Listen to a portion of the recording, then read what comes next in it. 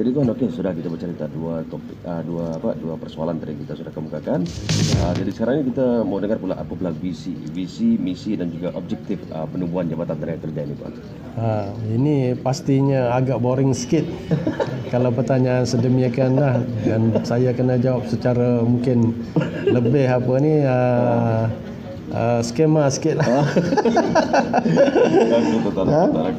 Berkaitan dengan visi ini ialah kenyataan yang paling tinggi sekali lah dalam matlamat penubuhan Jabatan Tenaga Kerja Sabah. Visinya penggerak utama di dalam menjana pengurusan perburuhan yang cemerlang di sektor swasta. Jadi perkataan yang penting kat situ, pengurusan perburuhan yang cemerlang. Kita nak benda tu di negeri Sabah ni cemerlang lah dari segi pengurusan perburuhan Sabah ni.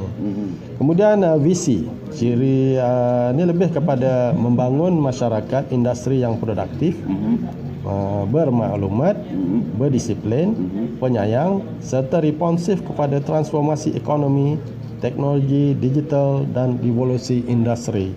Ini lebih kepada ciri-ciri masyarakat yang kita nakkan cemerlang tadi.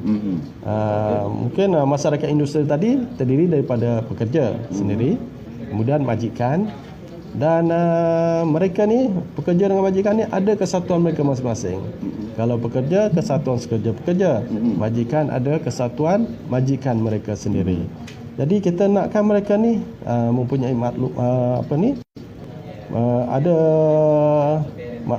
bermaklumat, berdisiplin, penyayang dan juga responsif kepada suasana perubahan kita lah yang ada di negara kita. Ini ciri-ciri yang kita nak lah.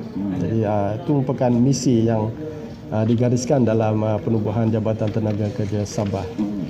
Seterusnya, objektif Jabatan Tenaga Kerja Sabah. Kita ringkaskan JTK Sabah lah. JTK Sabah, ya. Pertama sekali, melindungi hak-hak dan kepentingan serta memajukan kebajikan masyarakat industri. Sebagaimana saya jelaskan tadi, masyarakat industri tadi adalah majikan, pekerja dan kesatuan mereka. Jadi kita menguatkan 11 akta yang ada untuk melindungi hak yang ada pada majikan, pada pekerja berkenaan, dan juga kesatuan mereka. Kemudian yang kedua, menguatkuasakan semua akta berkaitan hal ehwal perburuhan dengan menyeluruh dan telus kepada semua majikan dan pekerja yang diliputi. Ada 11 akta yang dikuatkuasakan oleh Jabatan Tenaga Kerja Sabah, JTK Sabah. Jadi kita kuatkuasakanlah semua akta berkenaan.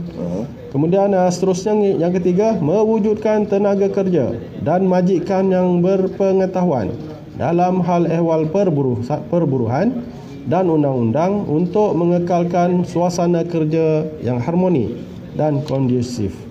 Jadi kalau masyarakat industri kita tahu undang-undang, mana tahulah masing-masing peranan dan tanggungjawab masing-masing. Jadi kalau terkurang ke majikan berikan hak-hak mereka boleh tuntut. Jadi kemudian kalau majikan tahu undang-undang, mereka akan mematuhilah semua yang digariskan dalam undang-undang berkenaan. Harapannya sedemikianlah. Tapi berlaku jugalah insiden. Tapi ada tempatlah untuk memastikan benda tu hak-hak mereka terbela, terjaga dan sebagainya. Dan seterusnya, yang keempat, menguruskan penggajian pekerja bukan permastautin mengikut dasar selaras dengan undang-undang negara dan instrumen antarabangsa. Ini kita senang kata pekerja asing lah. Jadi kita pun menguruskan jugalah hal-hal berkaitan dengan pekerja asing di negeri Sabah. Itu antara misi, visi dan objektif yang saya boleh jelaskan lah terhadap pertanyaan Tuan DJ kita.